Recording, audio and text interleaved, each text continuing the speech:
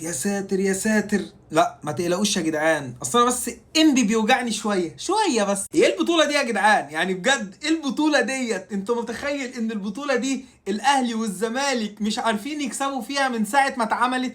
ولا الزمالك كسب فيها ولا ماتش، ولا الاهلي كسب فيها ولا ماتش. بجد بطوله غريبه قوي بالنسبه لي. الاهلي بيخسر 1-0 من انبي في بطوله كاس الرابطه، بمباراه يعني كان فيها شباب الاهلي، كان فيها حسين الشحات كسر ال 30 سنه، كان فيها عمر كمال كسر ال 30 سنه، كان فيها احمد رمضان بيكهام اعتقد يعني 29 او كسر ال 30 سنه، فيها اللاعب الصاعد الواعد طاهر محمد طاهر برضه يعني من الشباب الواعده والصاعده اللي ممكن نشوفها في الملاعب المصريه الفتره الجايه. حقيقي بطوله انا مش قادر افهمها، ومش قادر افهم ليه الزمالك والاهلي مش قادرين يكسبوا فيها ماتش لغايه دلوقتي. حقيقي مش قادر استوعب الموضوع. لك ان تتخيل ان انبي للسنه الثانيه على التوالي بيفوز على الاهلي في كاس الرابطه 1-0 نفس النتيجه، واعتقد برضو الماتشين خلصوا من ضربات جزاء على ما اعتقد، يعني لو الذاكره يعني ما خانتنيش. طبعا انا عارف البقين اللي مالهمش لازمه، ان هو اصل دي بطوله ملهاش لازمه، اصل مش عارف ايه، اصل مش عارف ايه، اصل دي ماتشات محدش بيتفرج عليها. مع ان سبحان الله نفس البطوله دي من يومين لما الزمالك اتعادل 3-3 مع كهرباء اسماعيليه، الناس كانت بتتكلم على البطوله وكانت بطوله مش يعني